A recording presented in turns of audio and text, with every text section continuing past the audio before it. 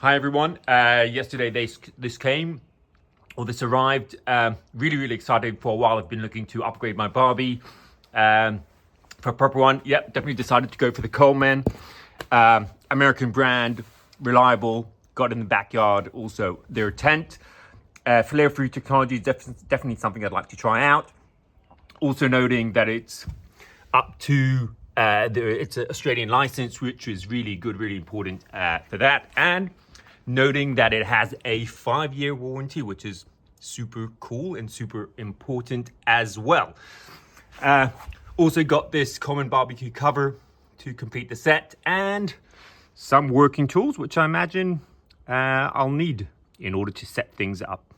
Let's see how it goes. Just opened it a second ago. Really well packed. Well organized. Got a few things already outside over here, and I'm just about to remove that cover as well. And I've got the other cover. Awesome. I got the black. They've got two finishes for that. They've got a shiny and a matte. Definitely, I decided to go to the matte. That's the thing. I think less stains and keeps cleaner for longer. This is the main body part. Yeah, let's look what's waiting inside. Ooh, interesting. Okay, a bunch of pieces. We'll continue on to see how it goes. Ooh, very well organized. First impression, I can say this looks like really sturdy. Quality built. This is heavy, not just cheap, lightweight aluminium, but really heavy and sturdy. This looks awesome from first look at it. So I laid everything out here for you to all to have a look. A few interesting things I've noticed. First of all, and perhaps most importantly, anything to do with the gas itself, the burners, it's all assembled. So there's nothing really to do there. That is really good and convenient. Another thing which I found really well is the warranty, always helpful. And the serial number matches the serial number of the barbecue. So it seems like the guys in Coleman know exactly what I have, which is all very good. And this is a very interesting piece that came in. It's like a weight or something like that. Feels quite sturdy. I don't know, it's like 3 Ks, maybe 5 kilos. I imagine it probably goes down at the bottom of the Barbie, perhaps to keep it stable, because this is, as we said before, quite sturdy and quite heavy. So that weight will likely to hold things in place. Okay, here's something I found really useful. You know, I'm a handyman. I can build IKEA stuff easy, but this thing has quite a few components, but actually they've done a really good job in explaining how to work things out. So I've got here the assembly manual. Got here a list of all the bolts. As you can see, we've got it here, and right behind it is all coded. So there's no need to look for what screws you're looking for. They're all here coded. If we open up the second page, we've got all the various pieces marked. And then I realized that actually, if you look at the pieces themselves, they all have stickers on them. So we see, we've got there an EG. If we look there on the side, all have their stickers marking what pieces are. So it's going to be really easy to assemble, find the pieces and to assemble. And for example, look at the first piece, part of assembly and the instructions.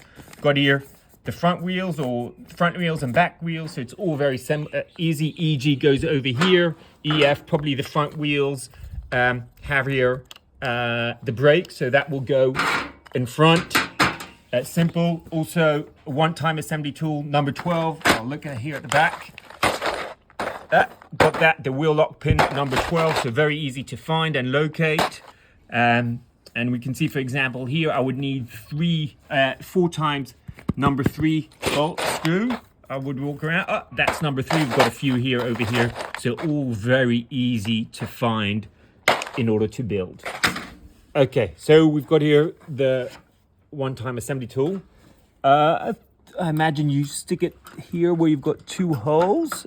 Just a bit of delicate fiddling. Okay, got that in easy, and just, you know, gives you the extra lever to lock the wheel in place. We've got the first part done. We've got the wheels. We've got these wheels with the brakes. in this on this side, we can see there's a lower profile over here, at the wheels. As I mentioned before, the weight goes over here. So this is the bottom part of the Barbie, and it's probably going to help us, you know, keep everything sturdy and in place. So that's what we can see over here. Yeah, we're screwing it now.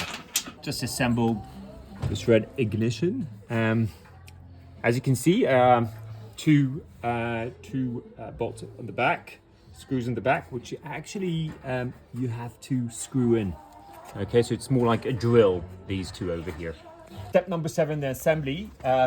Just note that for the PCL, we've got here, it says also this side up for the assembly, but that's how it will be sit in the barbecue itself, but also for the assembly. You know, just note that this should still be up on the side up.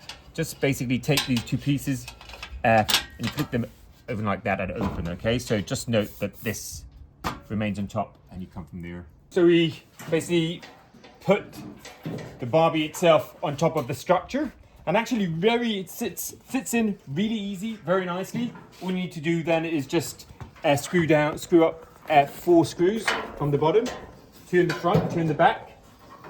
Yeah, easy as. Okay, we've reached step number 10 in the assembly.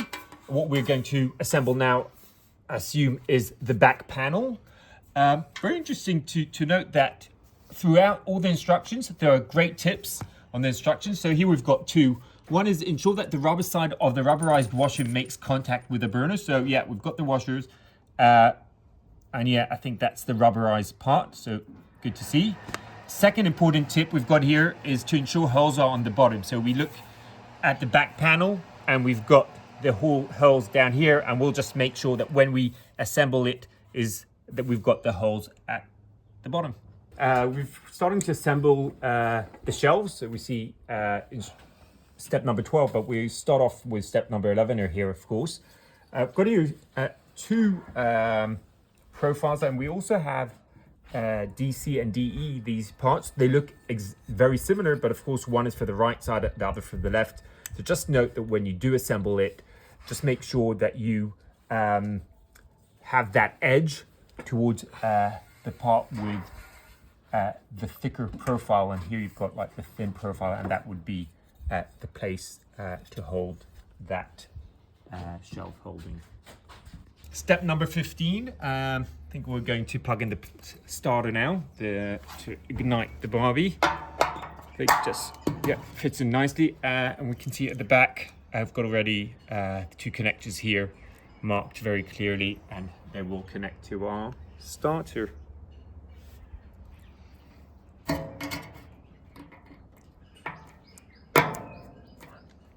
That's 1, 2. Perfect. Step number 16 of the instructions, the electronic ignition wire assembly. As you can see, you've got it here. These 2 are the same. These are the C3, and that's the CC. That would go to the ignition to the burner, as we can see quite clear in the instructions. So the CC hooks over here. Yeah, easy fit. By the way, that's the CE4 which we previously connected. And we've got the other CE3. These 2 are going to be, I'm going to connect them into these 2 as stated in the instructions. Yeah, very easy fit indeed. Just make sure that when you do plug them in, you plug them in all the way in. You'll hear a small click. So it will click in. So that's how you know it's all the way in. 21. We've got here the left side of the Barbie. And we've got 2 pieces we're going to assemble now. Got DF and DG. Noting that DF will go to the back part. So I think will be something like that. And similarly, DG will come to the front. So yeah, just follow as they are noted. So we assembled the DG and DF. Just thought it worthwhile to have a closer look so you can see how what's the right position for these 2 pieces. Step number 23 and 24, very similar. Got these 2 profiles. This side up, clearly side up. Got the holes And what basically, as we can follow the instructions, these will go inside. Here very clearly, we've got here this bit cut down, and I think that's for, of course, to have a place to have the wires clearly. Now, I had a go at putting this in. It was a bit of a struggle, and then I realized that actually, very cleverly, they've got this hole cut in, so that will create the space to put that in like that. So I'll slide it up, and that will go to the top. Almost there. Got here the door. Got here the bottom hinge, which will go into this hole. And the top hinge, which we have over here, you can see has a spring in place. So that basically, you want to push it down and put it in place, and then the spring will bounce back in that place. Going to start with the bottom end. That's in place. Moving to the top and holding the hinge and pushing down the spring, and that will hopefully click in place. Oops.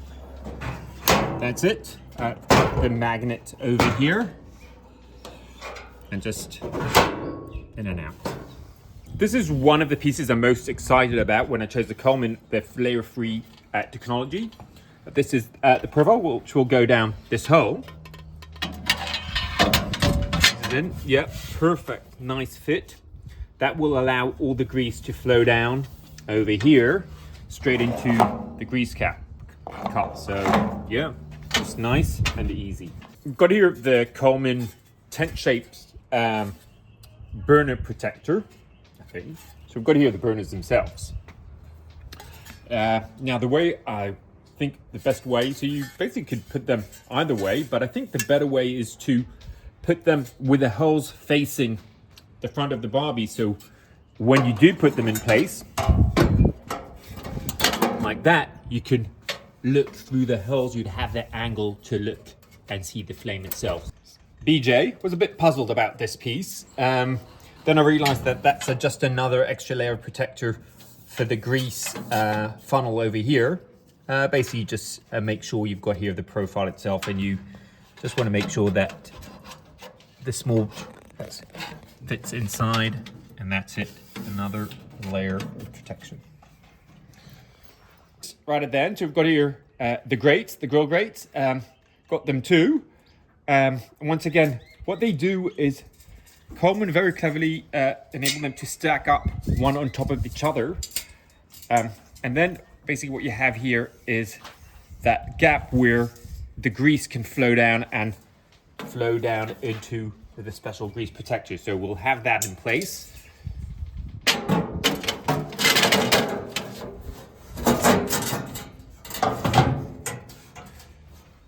That's good. And we also have over here the grill plate itself, which would fit over here easily, seamlessly. The interesting thing is, of course, if you would like to extend the grate area and work both sides of the Barbie with a grate, so that of course would be easy to do as well. You just separate them and you would just do that. You wouldn't have the same effect on the grease protection, but you still would have it, so that would allow that for that way as well.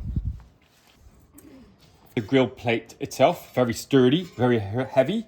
I've got it double-sided, so we've got here the striped side, good for your steaks. Got the flight clear side, good for your egg and bacon. So we've put in place the grate, the grill itself as well. Also very handy, we've got the warming rack, very easy to put in. This goes in. So we can have that in place to keep things warm or maybe defrost something. And if we just want easier access to the back end of the barbecue, just remove it. What we have here two gas from the Swap and Go, local Swap and Go. Just noting that all new Barbies, as explained in the store, have the new connection, which has the external thread over here. As you can see, just for an example, you can see the older version where you can see the thread itself is inside. So that's outwards, and that will just fit into the new regulated gas.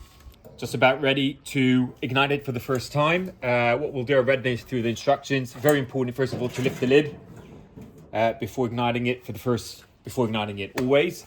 I've got here 2 dials. First one is the ignition burner. We'll start always with that one. Even if we're working with both, we need to start with the ignition burner. I'm going to press it down. I can hear the gas flowing. Yeah, within a sec, and we can hear it burn. Very good. Adjust the temperature a bit. What we'll do is also ignite the second one, move it off to high. Yeah, can hear that as well. That looks good. And now, just in case we want to check out the flames, so we can definitely see it through the grates. You can see the nice blue flames. Another option, if we do feel we want to have another extra look, so we can have a look around. Nice, beautiful blue flames. What we're going to do, going to let it burn. I'm going to close the cover now that I know the burner's on. Going to close the cover, let it burn for 10-15 minutes as advised as well, just to burn out all production material and any dirt or dust that might be left around from the production itself. And I think we'll be ready for a nice piece of meat in about 10 to 15 minutes. I've just had it on for about 2-3 minutes max. See, we've already reached almost 180 degrees Celsius. Very, very fast, very good. You can see also a bit of smoke coming out, which is good. It's all the nasty production, color, dust, whatever. So that's burning out. And yeah, in about, I believe in 5-10 minutes, we'll be ready to start barbecuing some meat. Another piece to note is, just in case, you know, maybe the ignition is malfunctioning, or yeah, more likely that the battery is run out and you don't have a new battery at hand. You've got this tool, which you'd connect a match to the top, and then, you know, just would stick it through the hole itself over here to ignite the barbecue. Okay, with the barbecue itself, receive this tool, nicely placed over here on the door. But basically, as you can see, it has these teeth just to help out to grate any dirt within the barbecue itself. What we have over here on the right, the flare-free cup, which will collect all the oil and the fats coming down from the barbie over here through the special mechanism. It'll be over here. However, we do, of course, it's a barbecue, we do want some flare-ups, we do want some oil and grease. And down here on the bottom, we've got another cup, which is more similar to what you would have in a conventional barbecue, just to collect the regular oil and fat. We've had the barbecue on for just under 15 minutes now. Heat up to 275 Celsius degrees. We can also see we can see that there's no smoke anymore. So basically, all the production dirt, whatever the dust, has all been cleaned out and burnt. What we will do now is let it heat up for another extra maybe 5-10 minutes to make sure that the grate plates and the barbecue itself are really, really hot. Because of course, this is solid metal. A bit of onion. It's a small one, but it'll do the job. Of course, some olive oil. I'll dip it in. And of course, oh, nice and that nice. Give it a nice aromatic smell too, so we can actually start the barbecue itself. Cool.